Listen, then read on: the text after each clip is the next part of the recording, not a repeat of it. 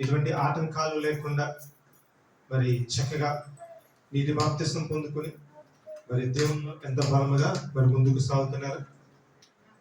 మన లైవ్కి ఎవరు వచ్చిన రాకపోయినా మా ఇంటి కంపల్సరిగా మరి దూర ప్రాంతంలోకి ఉంటుంది కాబట్టి కంపల్సరిగా రిమైనింగ్ డేస్లో మరి తప్పనిసరిగా వాచ్ చేస్తుంటుంది. చక్కగా మరి దేవుళ్ళ బలముగా బిడ్డ ముందుకు సాగుతుంది. మరి వారి భర్త గారు మంకులు గారి విషయంలో ఉద్యోగ విషయంలో దేవుడు ఎంతగానో సహాయం చేశాడు. మరి చక్కటి ఆరోగ్యం ఇచ్చారు ఆ బిడ్డకి. అదే రీతిగా వారి కుమారుడు వినోద్ మరి సాఫ్ట్వేర్ ఇంజనీర్ గా చేస్తున్నాడు. వారి భార్య మీరు చూశారు కదా పావుని, వారి ఇద్దరు పిల్లలు శ్రేష్ఠ, వేదాంశ్. మరి ఈ కుటుంబం గురించి మీరు బలంగా ప్రార్థన చేయండి. కుటుంబం రక్షించబడాలి.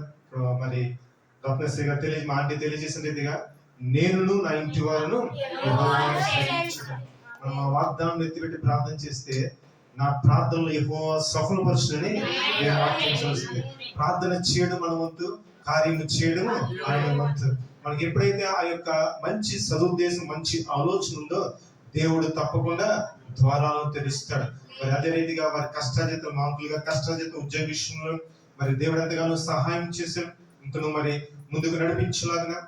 అదే రీతిగా వినోద్ మరి వారి అబ్బాయి ఉద్యోగ విషయంలో ఇంకను చక్కటి ప్రమోషన్స్ వచ్చి చక్కగా ముందుకు మరి వెళుతూ చక్కటి మరి హైక్ మరి పొందుకునేలాగా ఆ బిడ్డ గురించి కూడా మేము ప్రార్థనలో జ్ఞాపకం ప్రార్థన చేసుకుని వాక్యంలోనికి వెళ్దాం. అందరూ తల వంచినట్లయితే ప్రార్థన చేసుకుని వాక్యంలోనికి వెళ్దాం.